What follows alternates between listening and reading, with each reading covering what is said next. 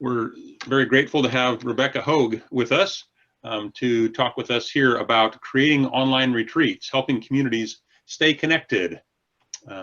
Becky's a member of the Treehouse Village Eco-Housing located in Bridgewater, Nova Scotia. However, as we'll hear, Rebecca currently lives in Sunnyvale, California, and her professional background is as an instructor in the University of Massachusetts Boston Instructional Design Program, and she's a co-founder of Virtually Connecting, which you can find at virtuallyconnecting.org. You can look that up. She also brings her experiences with online community building into other contexts to her work with Treehouse Village. So thank you so much, everybody, for joining us this afternoon, or I guess it is still morning for some folks out on the West Coast, but we'll turn it over to you, Rebecca. Okay, thank you, everyone. So I'm Rebecca Hogue, also known as Becky. This presentation is titled Creating Online Retreats, Helping Communities Stay Connected.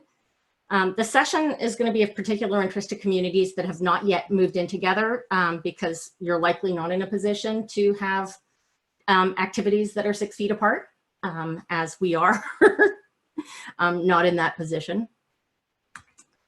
Okay, what happened? Sorry, trying to move the slide.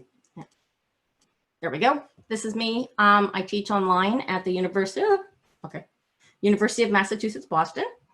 But I live in Sunnyvale, California. So if you can see my little image, there's right about there on the picture on the screen. I'm an equity member of Treehouse Village. And if you want to reach me, you can reach me at rhogue@pobox.com. That's my email address. Part of part of what I specialize in is building community within the online classroom. And so for me, that has meant that before COVID, I've had experience building online community prior to that. So I was able to take that experience and bring that into Treehouse Village. You've already met Stan, who's the trusty room monitor, and my husband, Scott, who will be reading the chats for me and managing the chat session. He's around, wait, Scott, he's in the library. Okay, I'm not very good at moving slides. Oh, hand signals. So one of the things that we've learned is, or we've developed within our community is a couple of hand signals. And so I figured I would share them with you. You know what, I'm going to stop sharing my screen so that you can actually see. How do I? Okay, so one of the hand signals that we use is this one, which sounds pretty obvious. This is the I can't hear you one, which happens often when people forget to unmute themselves.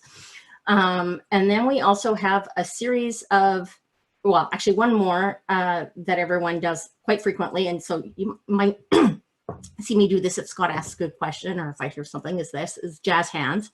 This is the vehement agreement or support. If somebody says something like, this is how we celebrate, or show that you're really supporting what the person is saying without having to take airtime. And especially as the groups get larger, that becomes really important. We also have a series of thumb signals, right? And so we use, we'll call for agreement, right? Or consent, and we'll use a thumbs up, or we'll use a thumbs down if you disagree. And a thumb sideways means I want to talk. And that way the facilitator knows who to call on. And so those are some the hand signals that we use. So let me go back to sharing the screen. So Rebecca, do you mind if I ask a quick question with that then? Go for it. And hey, we might want to talk about, do you want to have folks hold their questions to the end or interrupt, or how best do you have things structured? That might be one. But the other then, so you don't use the functionality within Zoom of, the hand raising or the reactions or things like that? Not too much. Now, a lot of our community is not horribly technical. And a lot of people join things using their mobile devices. Their phone. Yeah, and like even this morning when Karen was explaining things, I'm like, yeah, but if you're on an iPad, that's not how that works. And it makes it a lot harder to do things. And a lot of people actually will join things using their tablets. And so with that, it's just, Yeah, it becomes more complicated. So actually we will, if people want to speak, sometimes some people will put their hands up. But we also, and I'll talk about this a little bit, we use sociocracy. And so our community is very used to talking in rounds. And so people are used to one at a time taking turns talking.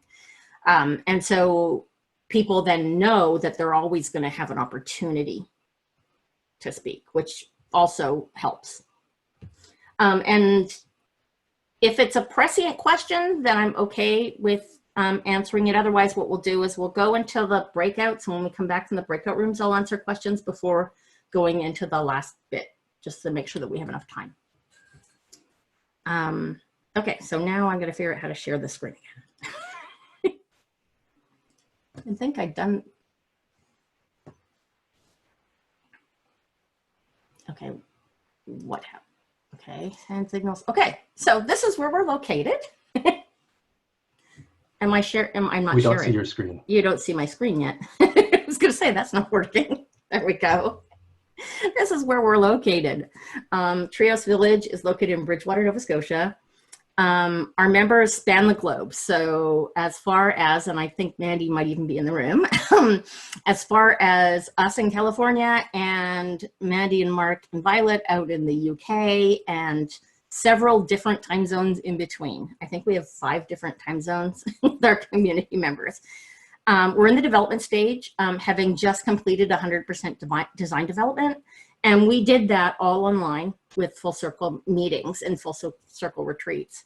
Hoping to start clearing land by the fall in preparation for groundbreaking in the spring.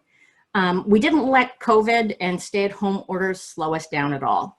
So just prior to COVID, we had some experience with 100% online meetings. In sociocracy, we call these full circle meetings. But hadn't done a retreat full circle, a fully online retreat. And so we had planned a retreat. We were just about to, you know, have people go, and it was going to be this beautiful retreat center, and it was going to be this huge community building thing. And then COVID happened. And so the people that were on site were unable to get to the location. And so all of a sudden we had to figure out, oh boy, how do we go to 100% online? And how do we make this feel like a retreat? And how do we not make this be a tedious set of meetings? Especially as a developing community with associates, where we really need to, sorry, excuse me for a second. We really need to have regular full community meetings so that our associates understand what the community is, right? That is the part, that's what we're selling in Treehouse Village, is the community. Okay, so scheduling.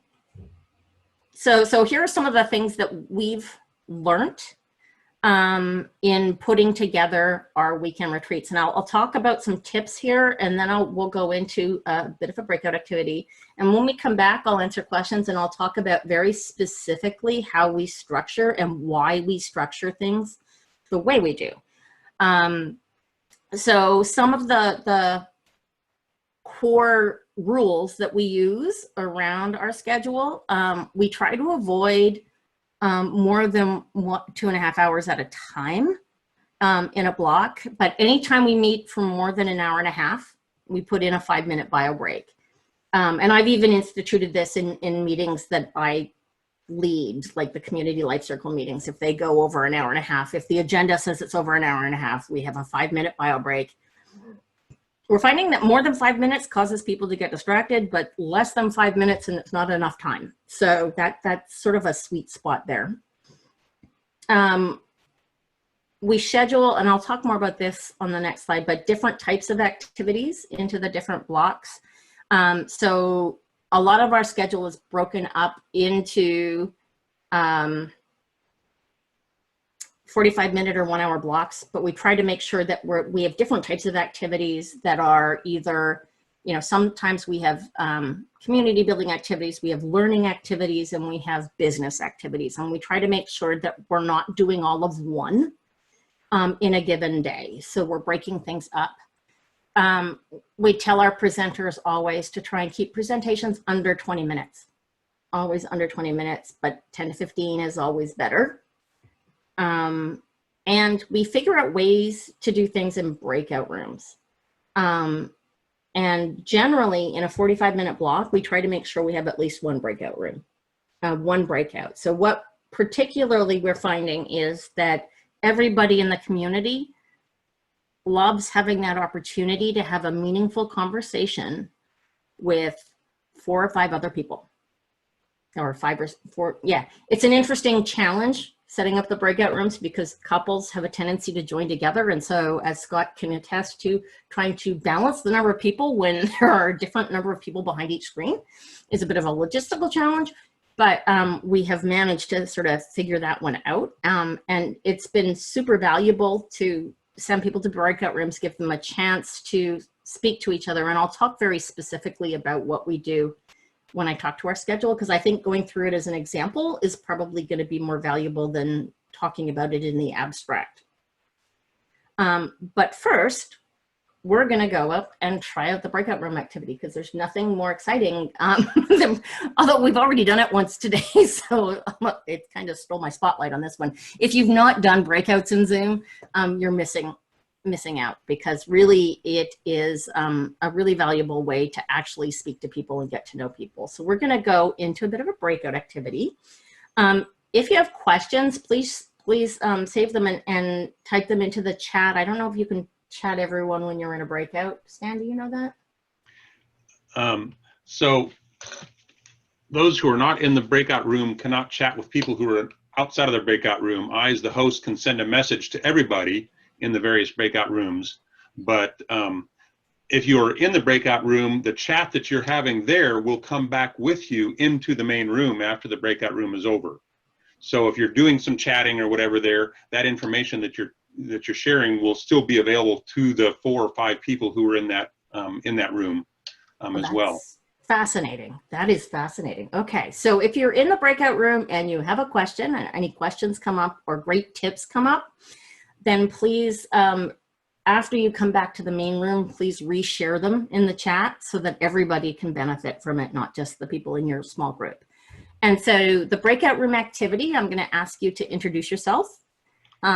Making sure that, and this is where our sociocracy comes in a lot, make sure that everyone has a chance to speak. We're going to go for 12 minutes. So, and yeah, you can do the math on that one. So make sure everyone gets a chance to speak. And then what's your experience? That's the leading question. What's your experience with community building online? Like, do you have any tips you want to share about online community building? And so those are the leading questions going into the breakouts. Does anybody have any questions before we go into the breakout, I suppose, or want to okay, I'm going to stop my sharing, although then you won't see the questions. I can put the questions into the chat room now, and that if we copy those into the chat room now, folks can actually take those with them into there. So it's introducing yourselves and what is your experience with community building online. Yeah. Thank you. That way we don't leave it. And then I can sort of do this and say, if we're okay to go into our breakout rooms, can we do a thumbs up? Thumbs up, everyone. Pretty good.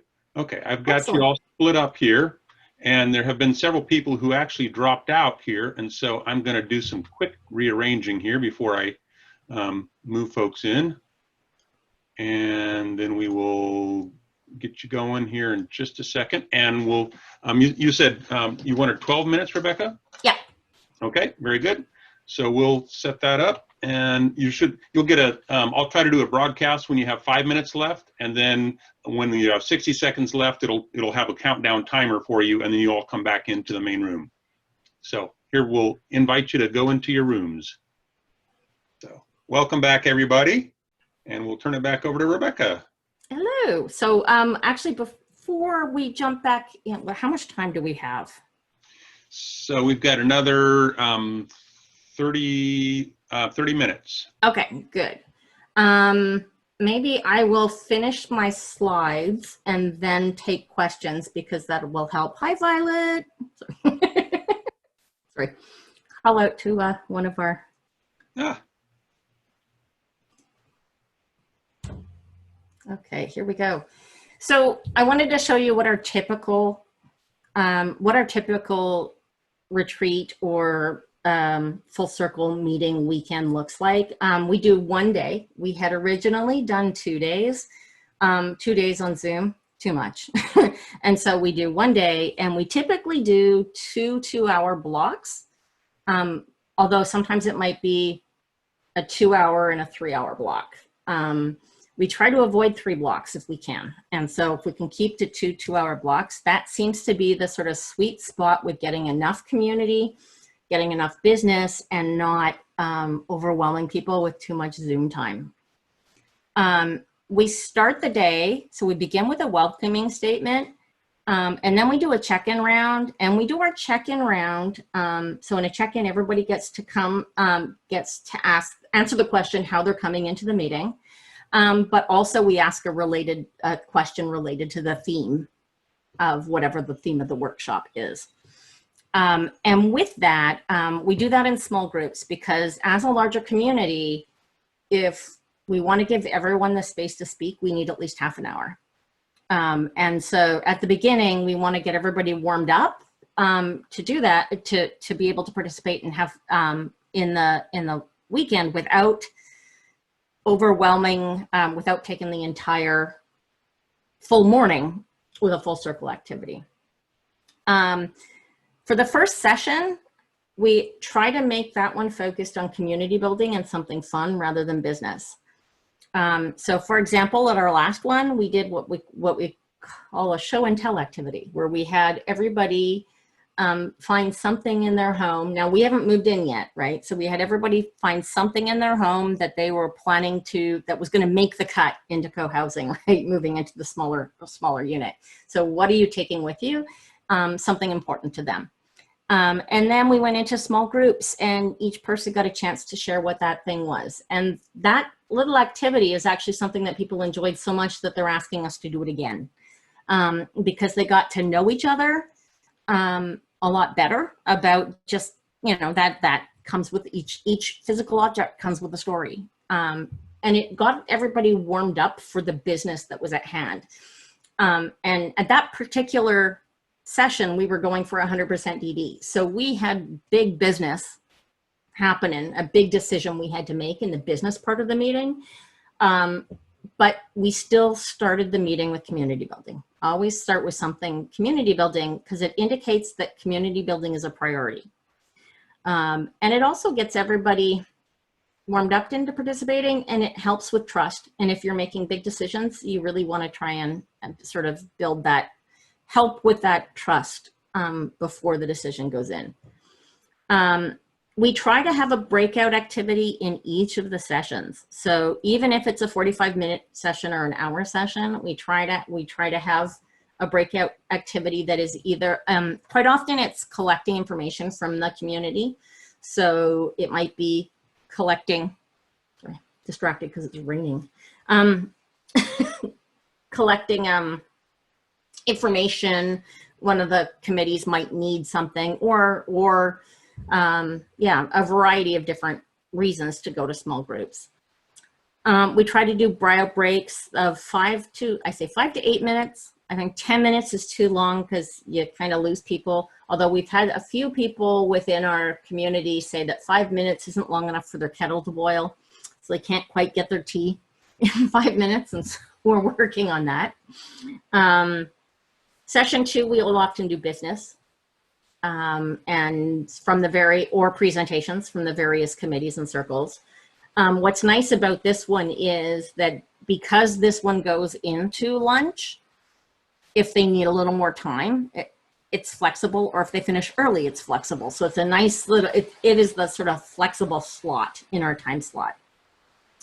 And then we take a full hour for lunch. After being online for 2 hours, people are having Zoom fatigue, right? They're getting tired. And it gives everybody a chance. Like, a lot of people want to just get out and go for a walk. And if it's a sunny day out, right? Our community, a large portion of our community lives in Nova Scotia and the weather is not always great. And so if it's a nice day out, they don't want to spend it all in front of a computer. So giving them that hour to go out and do a walk or whatever just sort of works out really well. Then after the lunch break, we always start at a specific time after lunch, regardless of when we stopped.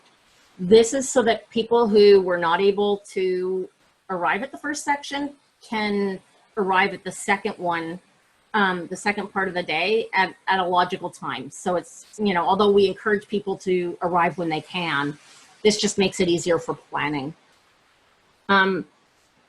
For session 3, if we don't have any business, we do some kind of learning activity. And our community really highlighted that they really enjoyed the balance of community building, business, and learning. And having one of each it is particularly, well, more than one of each. Community building is interspersed. So even when we do a learning activity or we do a business activity, anytime we go into small groups and have meaningful conversations, that's community building. Examples of some of the learning that we've done, nonviolent communication, sociocracy, pretty much anything that the community would benefit from. And then at the end, at the last part of the meeting, we do what's called the plus delta. This is where we ask everybody what worked well in the meeting and what we could improve. This is where we found out things like don't try and do 2 days and this and 5 minutes isn't long enough for my kettle to boil and various things that allow us when we're planning our next one, because we're currently doing these every 3 to 4 weeks. And so regular meetings, because we have new associates coming in all the time and they need to meet the community. It's just vitally important that we keep up the momentum. So we do plus deltas in small groups because we find we get more valuable information in the small groups rather than the people later in the circle repeating what the earlier people said. So it just works better that way. And then any closing announcements, and then we end with a full circle checkout. So at the very end of the meeting, we're asking, how are you leaving the meeting? And sometimes questions related to the theme. It might be, you know, or, you know, what are you doing to celebrate today? Or what are you doing, you know, something or another as a question. And that one is done with the full circle. It takes us a full 30 minutes to get through the full circle. But it is valuable.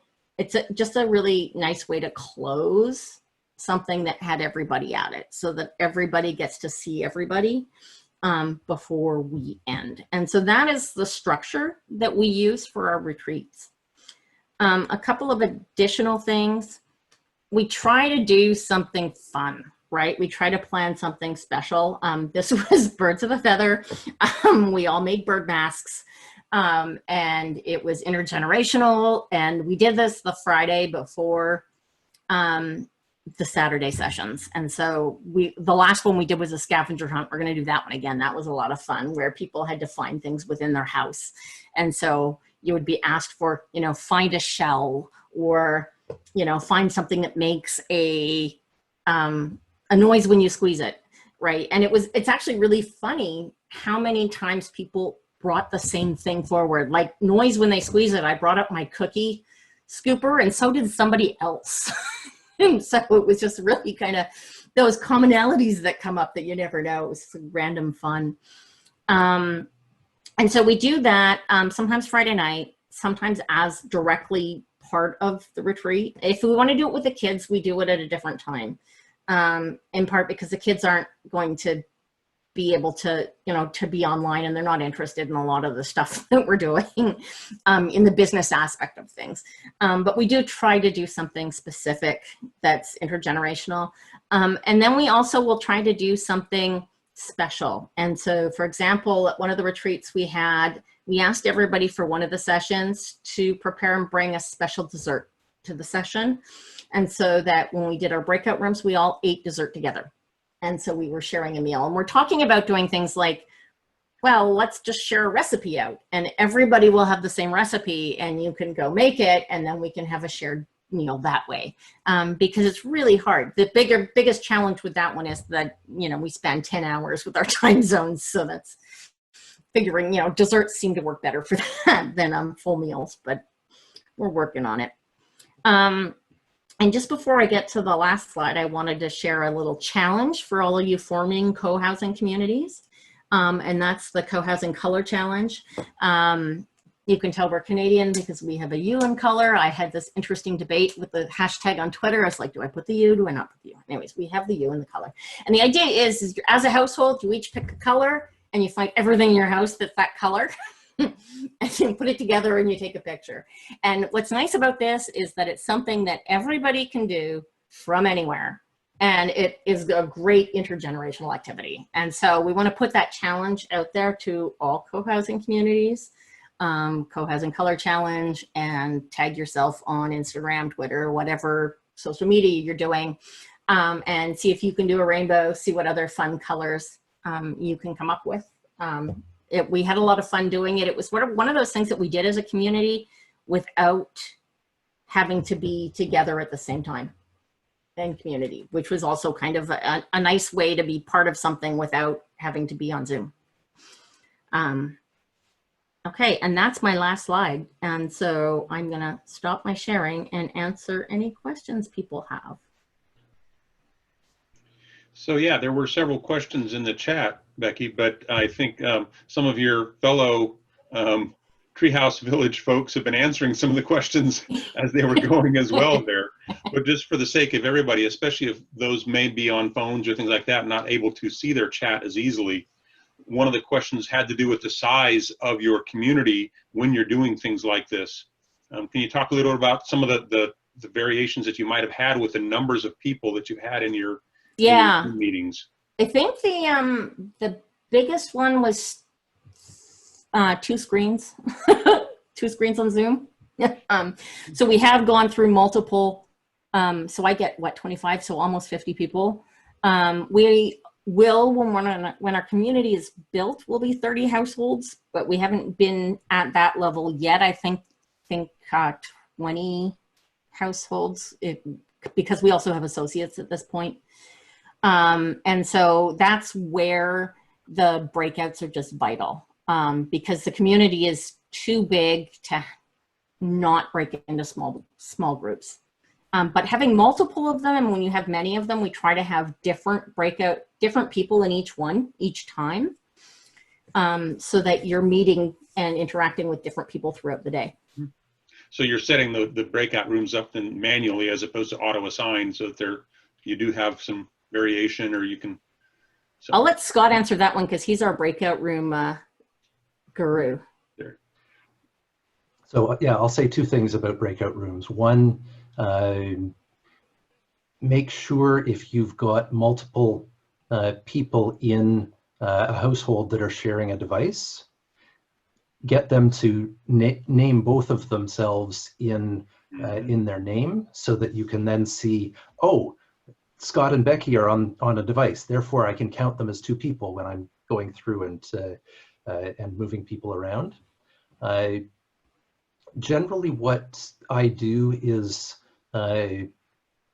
we have, for breakout rooms, fixed people that are facilitator recorder role. So they are responsible for facilitating the discussion, which is really just calling out people in order so that everybody gets heard, and cutting people off if they're taking too long, and then noting down whatever the key question was in order to bring it back. So dividing the designated facilitator recorders into the individual rooms is a bit tricky. So what I generally do is do an auto assign into an appropriate group size, and then juggle both 2 versus 1 person Zoom screens and the facilitator recorders, so that everything gets balanced. So it's good to have somebody who is not the person presenting doing that. Yes. I think that's a really important point as well, to have somebody who's basically on the back end working with the technical pieces for that. so that the person who is facilitating can concentrate on facilitating. You need your producer. You really do. The other thing is, as Scott has let us know, is telling him in advance. So whoever wants breakout rooms, if you want a specific person in the breakout room, so we'll send a message out with, okay, so the Legal and Finance Committee wants a breakout room, and these 4 people, we need one of each of them in each of the rooms. And so if he's got that in advance, he's got the time to set it up while they're doing their presentation. And we also ask people not to leave the Zoom when they go on a break. So even when you go for lunch or whatever, you know, turn off your screen or mute and turn off your video, but try and leave it up so that the breakouts can be prepared in advance. And so we're not having to do that. So that's what just sort of some of the tips. Yeah, that's really helpful. So we're working with that. Yeah. Other questions? So, and Scott, you feel free to jump in here as well. But one of the other questions then had to do with the scavenger hunt that you had mentioned about whether you could send instructions or directions around how you structured that to do this remotely. You know, that was super easy. Super easy, because all we did was we had one person who collected a list of things. Works best if that's a parent, because they have a better sense of, if you're trying to do intergenerational, a better sense of what kids can participate in easily. And then all they did was we all got onto Zoom at the same time, and they would call out something. She would say, okay, go find a sandal.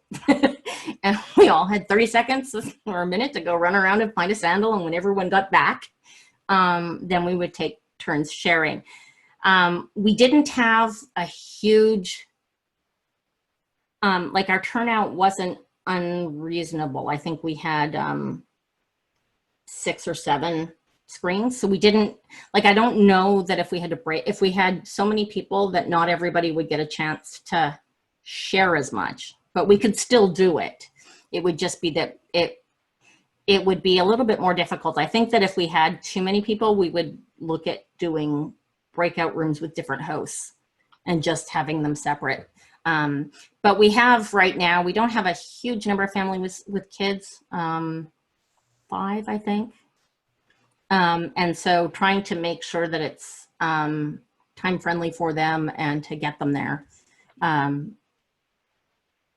I think that's been super important, but but even those of us that don't have kids and those of us that are young at heart have a lot of fun participating. Sure. So one of the questions was, you're talking a lot about retreats.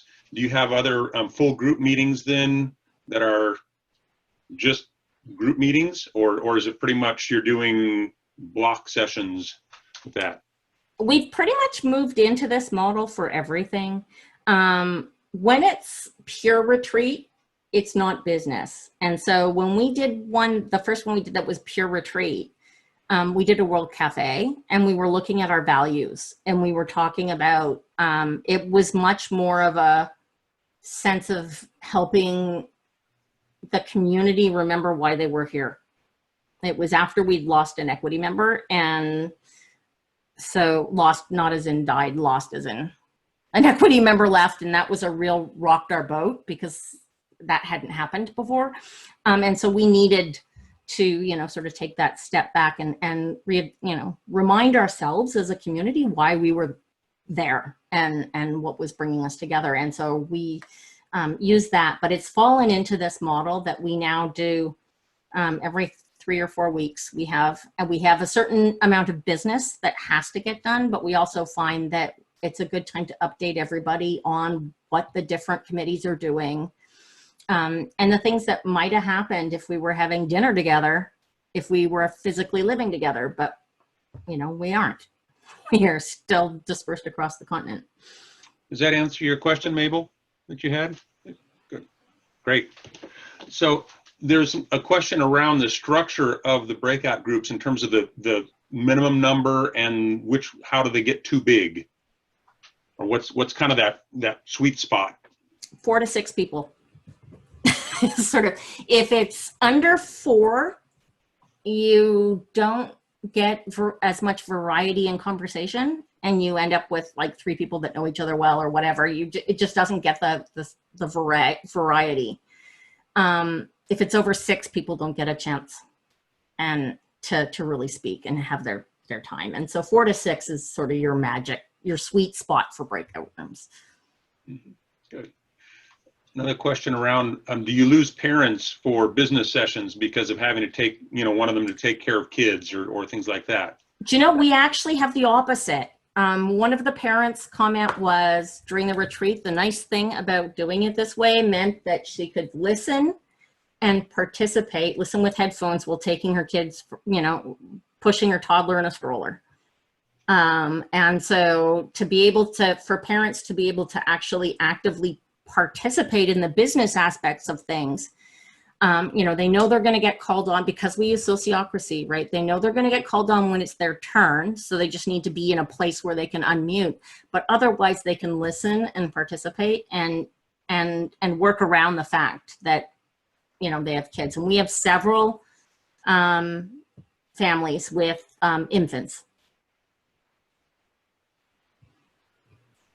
which is also cute and makes everybody smile the minute that, you have to get your Elfie time, or you have to get your Tilly time, right? See the babies. Exactly. Yes. It's speaking as somebody who's been working remotely, like most of us have been, if we have work, it's great to see the coworkers that you're with, whether it's the kids or the pets or things like that.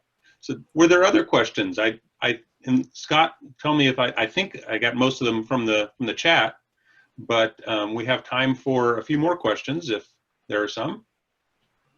Yep, you got all the questions in the chat. Thanks, Dan. Great. And if you have questions, feel free to, we're a relatively small group here, feel free to unmute yourself and ask as well if you'd like to be able to do it that way, if you prefer that as opposed to typing in the chat. Mabel?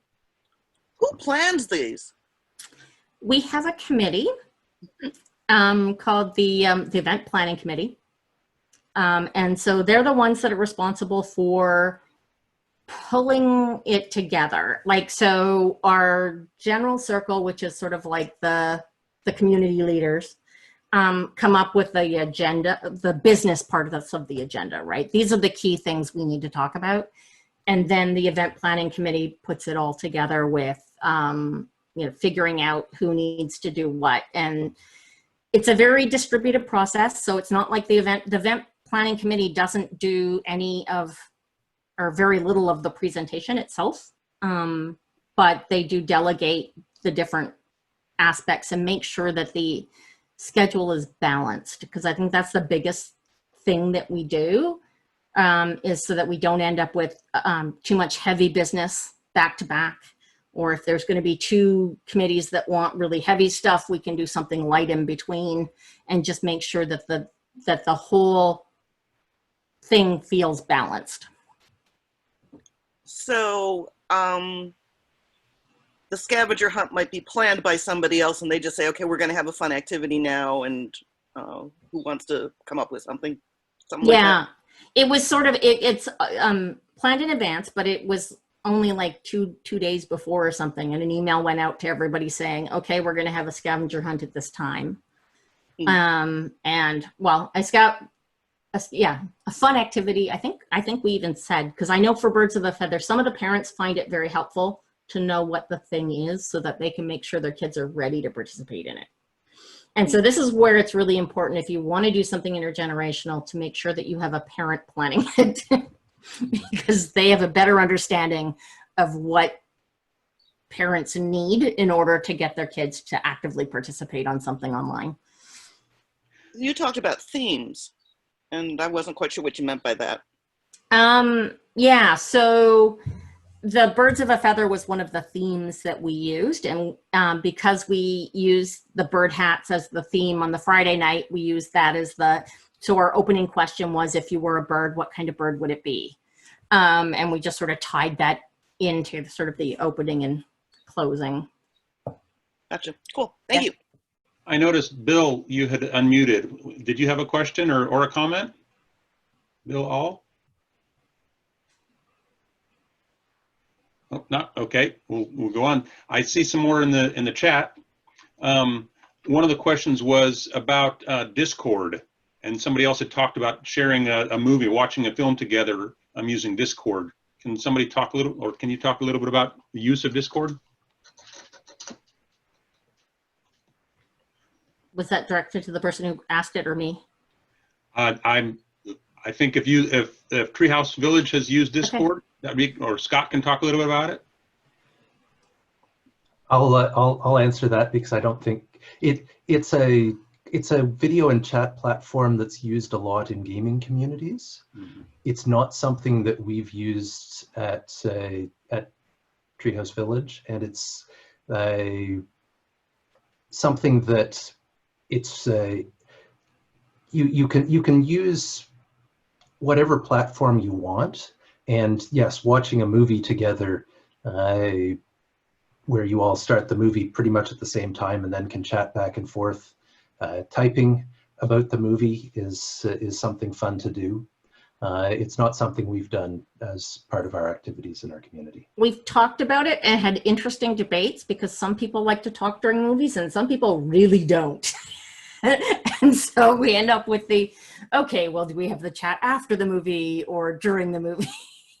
And so it was, we're also talking about doing a book club and the same kind of things, get everyone to read a book and then come together and chat about that. So the types of things that we might do in community when we're physically there, if we can do them.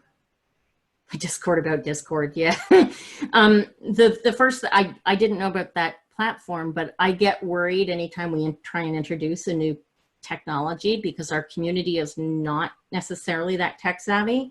And so we do have people in the community that are and provide tech support and tech education, right? Educational support for it. But they're also very taxed with a lot of what they need to do. And so introducing a technology, if we don't think we're gonna take it, we're still working on Slack. We've created a Slack common house. So our Slack channel models a common house. It has a lobby, it has a kitchen, except it has more because it has a garden and a forest. And so each of the different things are in our Slack channel. And so I'm hoping that that will get a little bit more uptake. I've put a Slack challenge out for our newsletter next week to try and get people to come in. I'm guessing there are probably folks who may not be familiar with Slack. I use it extensively myself, but you can talk just a little bit about Slack as a platform. And yeah, some other questions as well. And we've got about 4 more minutes left, just as a heads up. I won't talk too much about Slack, but it's a text messaging platform that allows you to have different channels. So different areas. So people that everybody comes in as a team, but then they can choose which areas they're most interested in participating in and listening in. So you don't have to listen to everything. And it just allows you to segregate the conversation. But what's nice is it works super well on mobile. So if people want to share pictures, and that's what we seem to be doing most of, we're sharing pictures of the food we're eating and pictures of the flowers in our neighborhood when we go for walks. That seems to be the current theme. And so I'm going to put a challenge out to everyone to do a picture a day. That's great. Yeah. The concept of having a forum, basically individual topic areas that folks can be a part of. So yeah, Scott, were you going to say something? Oh, I was just going to add on, Penny had a question earlier on that we skipped over. Yeah. About how have administrative roles evolved in terms of people watching chat and people coordinating online participants and stuff. So interestingly enough, a lot of that administrative, well, actually, Scott, why don't you talk about it? You're the one that turned it into most of the administrative role. We had a lot of different, it was a bit different when we were hybrid, because we were hybrid before we were fully online. So before COVID, we had to have people that were physically responsible for managing to make sure that the remote people were connected. And anytime we did anything that had remote people, they had to the people that were on site had to speak into a microphone, which is a bit awkward if you know that the microphone is not actually amplifying your voice. But it was super helpful once we got everyone trained to use the microphone for anybody who wasn't physically in the room. And so we had a lot more tech in that area than in doing the Zoom stuff. We don't use chat. Almost very rarely do we use chat. We use Google Docs a lot. So we're more likely to have people type into a Google Doc at the same time. And so with our meetings, we'll have our minutes up in a Google Doc while we're on. You can crowdsource them, and that way everybody can be adding as well. In addition to that, we have, I think, time for one last question. Rains had a question here, and there was one in the chat here about encouraging one-on-ones. I'll just name quickly a short follow-up piece to what you're just saying. When we were doing hybrid meetings, and we may yet do again, the Meeting Owl is a tool, a physical device that sits in a room with a camera pointing in all directions, and it will shift to the speaker, so deliver Zoom-like feeling and very good mic pickups in all directions. We struggle. Yeah, that's a great tool. You're right, Rains. About $800. Not cheap, but worth it. Yeah. $800 for the 720 and $900 for the 1020p, I think. With a discount for nonprofits. Meeting Owl, OWL. Mm-hmm. And I'll let you get to your other question. Thank you. I think Mabel did you have a question? And then we'll wrap things up here. Yeah, I was just curious. I was one of the facilitators on one of our recent general meetings, and I was going crazy trying to keep track of people raising their hands by doing this because I couldn't see everybody on the screen. How do you actually manage that? So part of it is with the sociocracy, there are particular times when you're calling for people to speak. Oh, okay. And so people are not raising their hands randomly. There are very specific times where you would be raising your hand to say, okay, I want to add to the conversation, but it's not interrupt driven at all. Gotcha. Because then we had a facilitator meeting and someone said that the way she does it is she forces everybody to learn how to raise your hand in the, participant thing, which you actually can do from a phone. You can, yeah. As long as folks understand the controls on the devices that they're on, whatever device they use. But you're absolutely right. It is different for a phone compared to a tablet, compared to a full-size computer, or laptop, or desktop. So we are at the end of our session here. If folks have additional questions for Becky, we can certainly put you back to the banquet room, and Karin can put you into a breakout room to ask those, or Becky did have her email at the beginning, and the slides will be available as well to be able to reach out as well. Thank you so much, Becky and Scott, for your creativity. I really appreciate the, yes, exactly. Thank you. For some of the ideas here. There's some really great ideas for those of us who are just forming communities, and I think even for those who are part of communities that may be socially or physically distanced now, ways to remain connected. So some really great ideas. So thank you so much, everybody. And thank you, Stan, very much for hosting us. You're very welcome. Great.